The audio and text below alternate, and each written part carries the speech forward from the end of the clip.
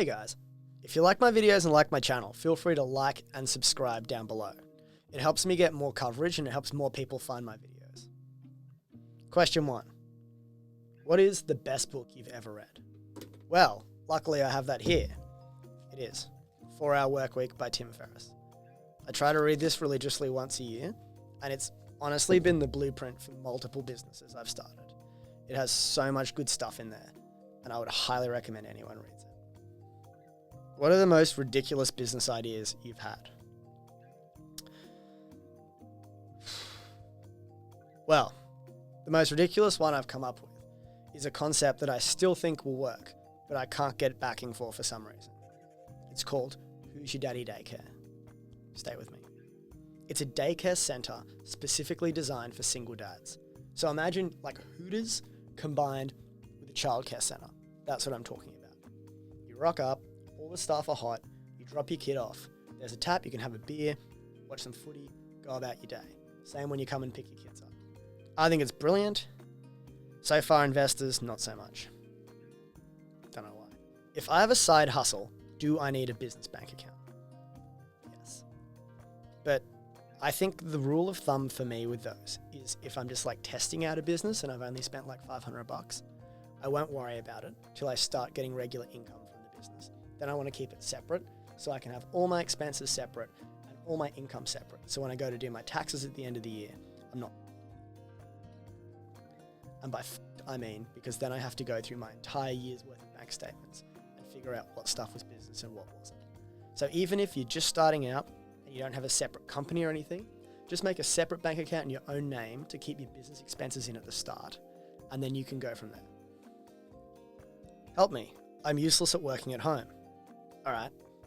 Been working at home on and off for probably like 8 years now, and I can give you a few tips. Firstly, stop wanking all day. You'll waste your whole day. Stop it. Stop it. Secondly, try to use a calendar to book out time for stuff. So if you really need to write a particular thing, book in your calendar, I'm going to write it from this report from 1 till 3, and treat it as an appointment you have to go to. There's also a whole bunch of software on Chrome and Internet Explorer you can get, if you're using Internet Explorer, you can get that'll actually block the internet during certain times so you can write.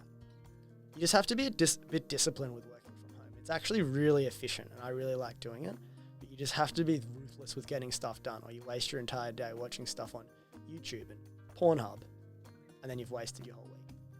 Why are you so obsessed with side hustles and schemes? Good question. So the reason I'm like always on about side hustles and things like that is sort of like a philosophical point I have, in that if you work, let's say you work 30 or 40 hours a week and you make $40 an hour or whatever. That's the hard limit of money you can make, right? It's a 1-for-1 exchange of time for money. You can't scale it. You can't make it bigger. So you can either get paid more or work more. But both of those things have like a ceiling on them. When you make a side hustle, even if it only produces like $200 or $300 a week, that is an asset that exists outside of it. So now you can what's called leverage your time. You might only work on it 1 hour a day, but it's generating $200 of income a week, $300 of income a week, and now you've got a whole side thing going on.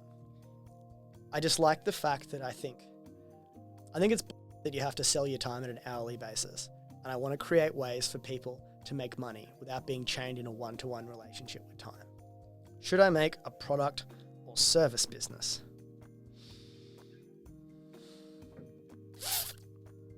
I don't know. It depends what you're into.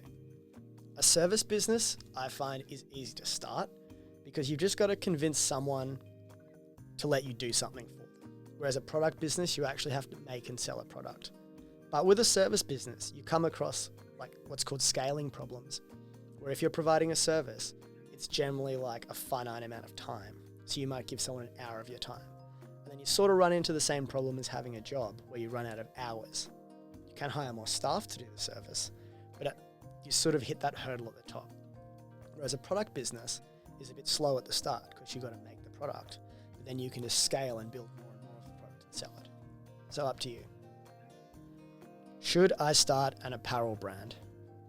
No. unless you are